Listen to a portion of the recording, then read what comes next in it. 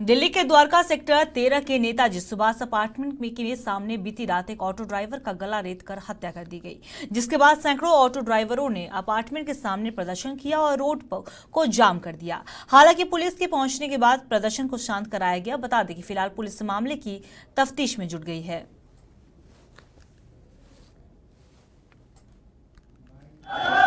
संतोष कुमार है। मैं आम आदमी पार्टी ऑटो संगठन से वेस्ट लोकसभा अध्यक्ष हूँ।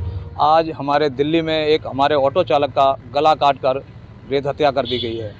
तो मैं इस पर यह चाहता हूँ कि दिल्ली पुलिस नाकाम है। दिल्ली के अंदर आज 26 जनवरी होते हुए भी हमारे ऑटो चालक की एक हत्या कर दी गई है।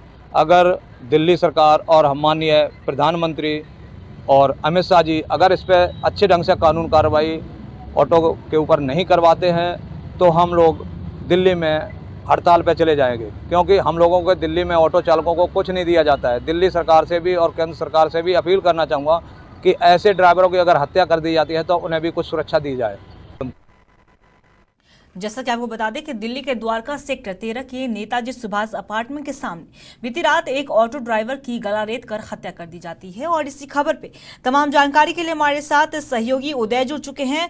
उदय, राजधानी में अपराधियों का तांडव थमने का नाम नहीं ले रहा। एक और ऑटो ड्राइवर की रिहायशी इलाके में हत्या कर दी गई, क्या है पूरी जानकारी? जी बिल्कुल, कहीं ना कहीं राजधानी दिल्ली में जिस तरह से लगातार अपराध जो है अपराधी है अपराध को अंजाम दे रहे हैं और लगातार क्राइम का ग्राफ बढ़ता जा रहा है, तो ऐसे में कहीं ना कहीं दिल्ली पुलिस पे कई सवाल खड़े होते हैं। और ऐसे वक्त में जब ऑटो चालक की हत्या कर दी जाती है, एक ऐसा सवारी जो बदमाश का रूप धारण कर उसी ऑटो पे सवार होता है और ऑटो चालक को कहता है मुनरिका से द्वारका जाना है।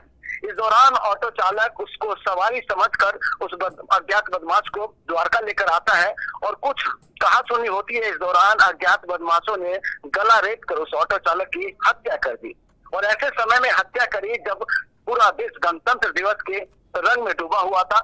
और कहीं ना कहीं पुलिस की एक अहम जिम्मेदारी हो जाती है ऐसे समय में सुरक्षा को लेकर। कहाँ द्वारका पुलिस पे पहले भी कई सवाल खड़े होते हैं कि ऐसे समय में सुरक्षा व्यवस्था द्वारका की पहले से ही लचर थी, तो आखिरकार दिल्ली पुलिसकर्मी क्या कर रहे थे जब महज डीसीपी ऑफिस से 1 किलोमीटर की दूरी पर इतना बड़ा हत्या होता है और पुलिस के नाक के नीचे ये इतना बड़ा अपराध होता है और पुलिस चैन की नींद सो रही होती है। उदय, जिस तरीके से अगर हम बात करें कुछ दिनों से, तो पिछले कुछ दिनों से राजधानी से बीच सड़क पर हत्या की खबर सामने आ रही है। पिछले कुछ दिनों पहले ही एक ऑटो ड्राइवर को घसीटा गया था। तो क्या पुलिसिया व्यवस्था इतनी लाचार हो गई है जो अपराधियों को पुलिस का बिल्कुल खौफ नहीं रहा है, वो बेधड़क ही वारदात को है जो लगातार अंजाम देते जा रहे हैं? बिल्कुल, कहीं ना कहीं अगर सुरक्षा व्यवस्था की हम बात करें तो देश की राजधानी दिल्ली में जिस तरह से क्राइम बढ़ रहा है और क्राइम का ग्राफ बढ़ता ही जा रहा है, ऐसे में कहीं ना कहीं सुरक्षा व्यवस्था लचर है। और पुलिसकर्मी की अगर हम बात करें तो कहीं ना कहीं पुलिसकर्मी इस बात को अपने कंधे के बदौलत नहीं लेते हैं और शायद यही खामियाजा जो है देश की राजधानी दिल्ली की जनता को भुगतना पड़ रहा है। और आए दिन क्राइम जिस तरह से बढ़ रहा है तो कहीं ना कहीं दिल्ली पुलिस की लापरवाही भी है।